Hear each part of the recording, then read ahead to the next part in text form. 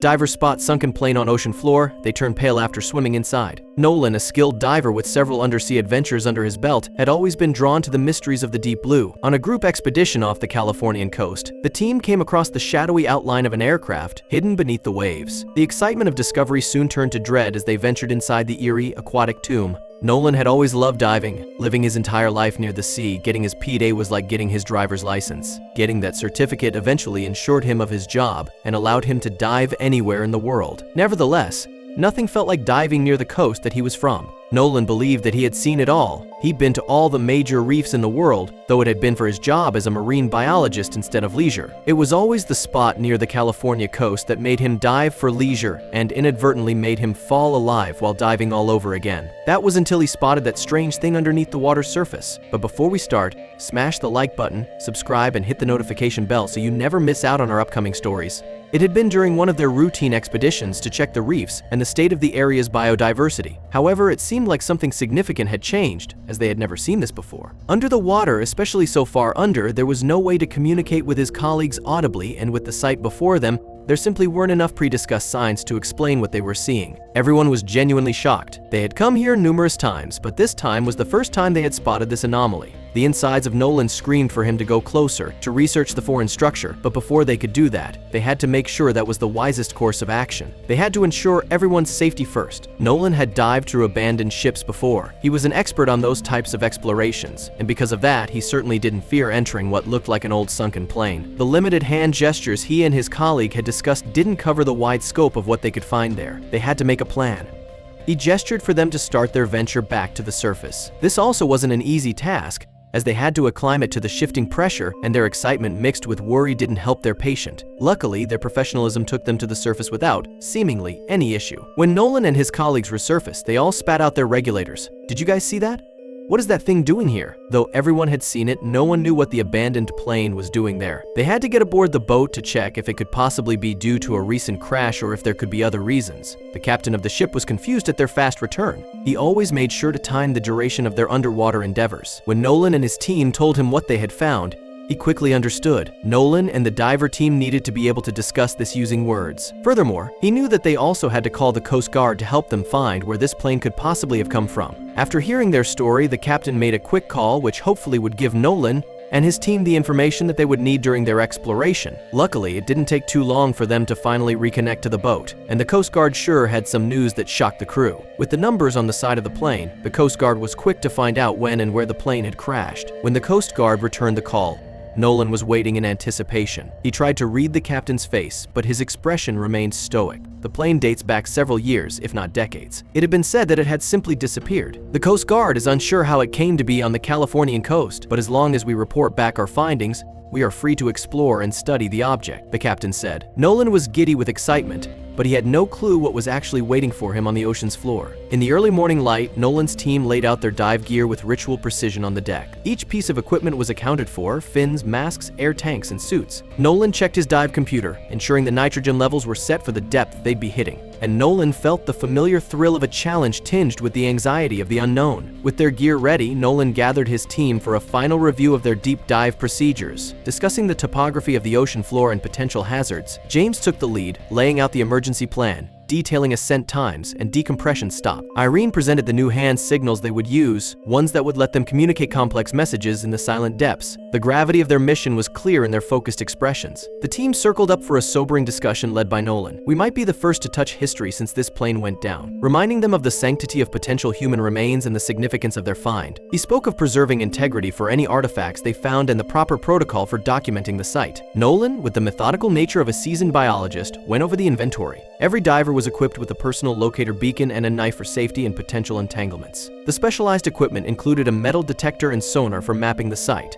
They all knew that once below, the success of their dive depended on this preparation. Hours later, the final rehearsal took place on the stern. Nolan and his crew simulated the dive, practicing their newly devised signals. James monitored the time while Irene quizzed each member on the signals and emergency procedures. As the sun climbed higher, casting a glittering path across the water, the team felt the silent camaraderie of a group bound by a shared quest. As they descended, the Pacific darkened to an indigo abyss. Nolan's breath slowed, the weight of history heavy in his mind. The team communicated through lights as the aircraft's silhouette emerged, a haunting, still enigma. Tempering their excitement, the divers mapped and documented the wreck. Nolan directed the team to capture every inch, their cameras flashing, sketching the grim tableau for the surface world. Nolan and Irene, poised at the aircraft's broken doorway, exchanged a glance that carried the weight of their task. With a nod, they signaled the team to begin the interior examination, and as they slipped through, the currents seemed to whisper of histories waiting to be reclaimed from the silence. Each diver knew that the cabin might hold more than just secrets. It could be a memorial to souls once lost. The divers' lights pierced the murk, unveiling the plane's innards like a slow revelation. Seats and luggage were strewn in disarray, suspended in the still water. The team moved with grave gentleness, their beams catching on cables and glass shards, on a pilot's logbook frozen mid-sentence, a faded photograph.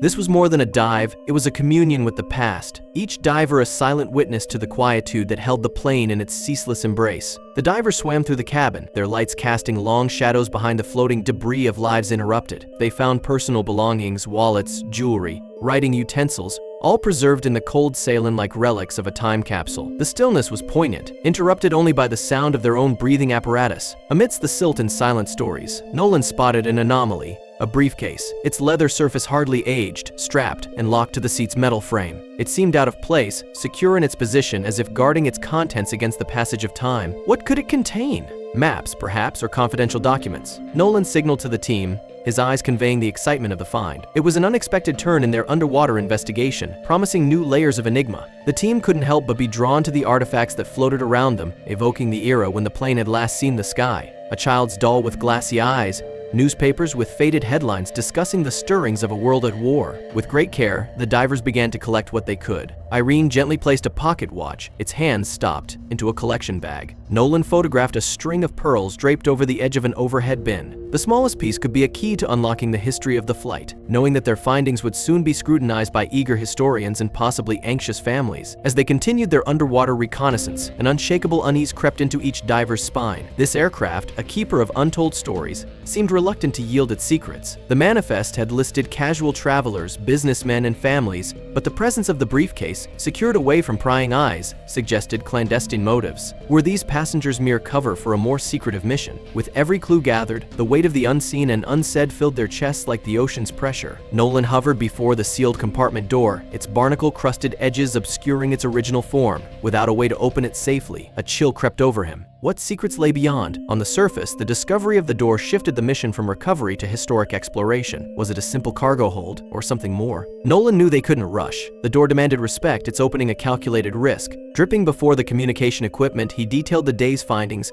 his report marking the start of a significant chain of events. The authorities responded swiftly, their instructions tinged with excitement and caution. There was an urgency in the air, but it was tempered by the knowledge that what they did next had to be done right. The ocean floor was not a place for impulsive actions, and the laws governing salvage and discovery were clear and strict. Irene reminded the team of their responsibility to preserve the integrity of the site. "We have protocols for a reason," she asserted. "What we find, and how we find it, will be scrutinized by the eyes of the world." On the deck of the vessel, the team gathered, wrapped in towels in the waning sunlight. The discussion was animated, each member weighing in on the potential revelations the sealed compartment could yield. But could it be espionage, or a private trove? Someone mused. They knew the next steps they took could rewrite a chapter of history or close it forever. The crackling radio signal cut through the maritime air as Nolan relayed their coordinates and findings to the Coast Guard. Descriptions of the submerged plane, the sealed compartment, and the undisturbed aura of the site were methodically broadcasted. This call would place the mysterious aircraft back on the radar of the present, transcending years of silence. The waiting response would determine the future of their expedition. The vessel became a temporary home, a space between discovery and disclosure. Each hour stretched longer than the last, filling with the hum of idle engines and contemplative gazes at the horizon. With little else to do, the team maintained their equipment, checked their data, and speculated on the historical tapestry they had stumbled upon. Speculation grew like a storm as the dive team congregated around maps and dive logs. Could it be a relic from a covert operation? One diver posited, turning the conversation into a labyrinth of theories. As they shared stories and hypotheses, the sealed compartment served as a vault for their imaginations. The radio crackled to life, a voice from the Coast Guard cutting through the maritime static. "All teams, stand by for further instructions," it commanded. Nolan's grip tightened on the receiver. Stand by? After such a discovery, the team's collective heart sank a little, even as their minds understood the need for patience. The directive left them in limbo, suspended between their passion for exploration and their respect for authority. The unopened compartment below was a siren, calling them back to the blue depths. Under the canopy of the vessel's bridge, the team huddled, their discussion turning towards the weighty implications of their find. If it's classified equipment or information from the Cold War era, For example, we could be in over our heads, Irene cautioned. The team knew the discovery could have far-reaching effects, potentially involving national security or triggering international incidents. They weighed the excitement of the find against the reality of such complications, each aware that the history they were eager to uncover could change the current of their lives. At sunset, a sleek, gray vessel arrived unexpectedly, stirring unease among Nolan's team. Claiming to be an insurance recovery crew, they requested the plane's location but offered no credentials. Nolan, suspicious of their vague answers and unmarked vessel, signaled his team to stay alert. When the newcomers asked to board for a routine check, tensions rose. Taking charge, Nolan ordered, "No one boards without clear authorization." A standoff followed, the ocean's calm reflecting the tense standoff between the two crews. Nolan's hand steadied the radio as he sought confirmation from the Coast Guard, requesting immediate verification on the vessel claiming insurance recovery. He demanded. The team waited, the static of the radio a reminder of the uncertainty of their position. The legitimacy of the new vessel's crew hung in the balance, their true purpose shrouded in ambiguity.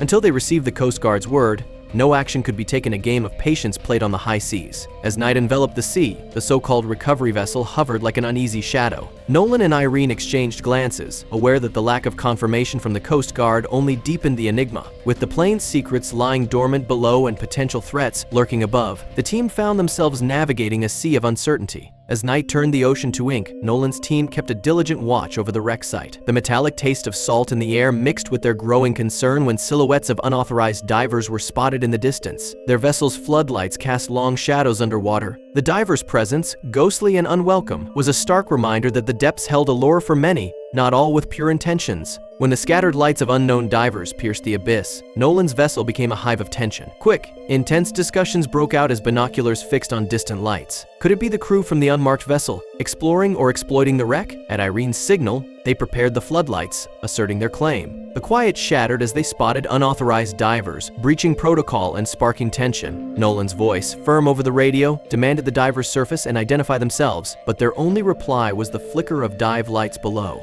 Back in his cabin, Nolan reviewed the photographs and notes of the wreck, wondering what he'd missed. The wreck held its secrets, and each new question deepened the mystery. On deck, a heated debate unfolded. Was the wreck a sacred war grave or a treasure trove of historical value? Some argued it should remain untouched. Others insisted exploration was necessary. At dawn, the suspicious vessel lifted anchor and retreated into the Pacific horizon. Nolan's team recorded the vessel's departure, feeling unsettled by the quiet that followed. The Coast Guard's message granting them permission to investigate cut through the tension, signaling not just an exploration, but a deeper dive into geopolitical and historical mysteries. The team prepared for the dive with a mixture of scientific excitement and a grim sense of the dangers ahead. Irene, especially, focused intently on her gear to stave off her growing unease. The dive team, suited up as the morning sun broke, was ready to find out. Nolan led the descent into the deep, their lights piercing the water. The team opened a resistant compartment door, revealing artifacts preserved by time. With reverence, they collected delicate objects, papers, personal items, and a mysterious mechanism. Time pressed, and they prioritized items for recovery, leaving the rest for future dives.